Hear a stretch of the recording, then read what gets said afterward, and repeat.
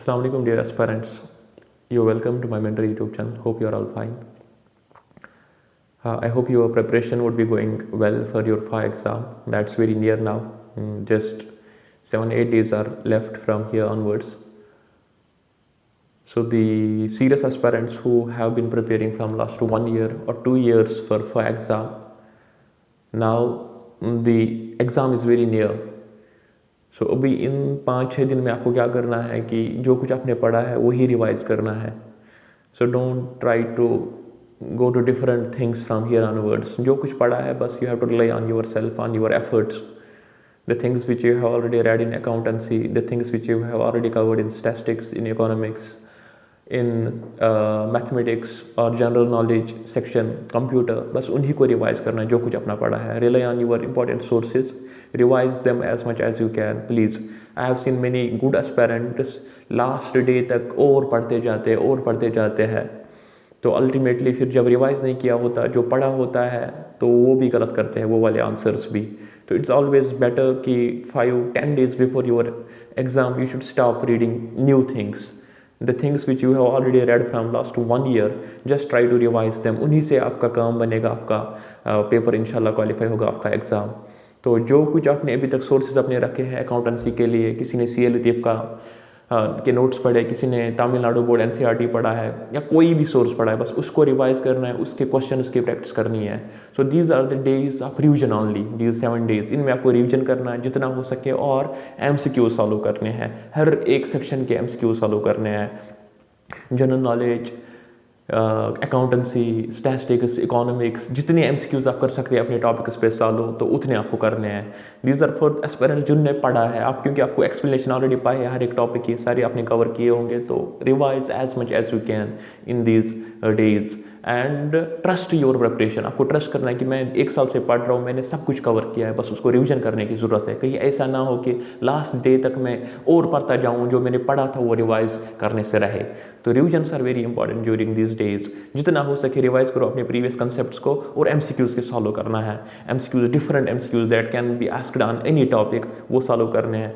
GK section के लिए अगर किसी ने लाई होगी OP वर्मा की बुक, तो वहाँ से आप डिफरेंट MCQ सॉल्व कर सकते हैं. जो आपका सिलेबस है पॉलिटी का, इकोनॉमी का, कुछ भी GK में जो कुछ दिया है उधर आपको इन्वायरमेंट, इकोलॉजी एंड ऑल, तो you can go for those MCQs from OP Verma. और अकाउंटेंसी के MCQ सी लतीफ़ ने ऑलमोस्ट दिए हैं on his own notes, almost I think 600 MCQs. उनको आपके दिमाग में बैठने चाहिए, क्योंकि almost 10-15 question you will find directly और indirectly from them, related to them. तो जब आपको पता है कि ये एंट्री है, ये वाला इसका सही है, तो आपको बहुत कम टाइम लगता है दूसरे ऑप्शन को एलिमिनेट करने में. तो आई बिलीव यू विल इंशाल्लाह रिवाइज दिस डेज. नया पढ़ने की ज़रूरत नहीं है. और to aspirants who are doing their studies from study halls, जो स्टडी हॉल्स में पढ़ते हैं एस्पायरेंट्स, उनका एक चीज़ होता है, वो रात के 3 बजे तक, 3:30 तक पढ़ते रहते हैं. तो उनका स्लीप साइकिल थोड़ा चेंज हुआ होता है. उनको मैं गुजारिश करता हूँ कि इन दिनों अब थोड़ा स्लीप साइकिल को चेंज करना है, कि 12 बजे ही सोना चाहे इंसान, या 12, 12:30, नॉट बियॉन्ड दैट. क्योंकि जब इंसान 3 बजे सोता है, दिन में फिर नींद आती है. तो the day that will be your examination day, आपको अर्ली उठना पड़ेगा. तो उस दिन अगर आप मॉर्निंग 7 AM उठे, तो एग्ज़ाम हॉल में डेफिनेटली आपका माइंड तैयार नहीं होगा फाइट करने के लिए फॉर डिफरेंट सेक्शंस. सो आज से ही थोड़ा टाइम कम करना है नाइट में, वो दिन में लगाना है प्रिपरेशन में वो टाइम. तो बेहतर रहेगा अगर हर कोई बंदा थोड़ा उसमें चेंज लाएगा इस हफ्ते, ताकि जिस दिन आपका एग्ज़ाम है उस दिन आप मोस्ट प्रोडक्टिव होने चाहिए, मोस्ट अलर्ट होने चाहिए ड्यूरिंग योर एग्जामिनेशन. और अपने हेल्थ का ख्याल रखना है कि जब इंसान कंटिन्यूसली 5-6 महीने पढ़ता है किसी एग्ज़ाम के लिए, तो कभी कभार अल्टीमेटली जिस दिन एग्ज़ाम होता है हालत ख़राब हो जाती है इंसान की. या तो स्ट्रेस लेवल आता है, या स्टमक में कुछ प्रॉब्लम, कुछ न कुछ होता है. तो you have to relax, you have to take rest.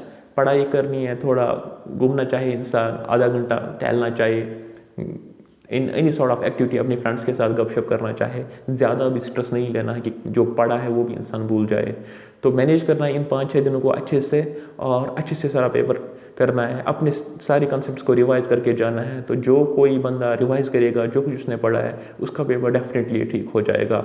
तो जिस बेचारे का रिवाइज करने से रहेगा, वो अंडर कॉन्फिडेंट परफॉर्म करता है। फिर उसको लगता है मैंने पढ़ा था, मैंने रिवाइज ही नहीं किया, पता नहीं अब क्या होगा।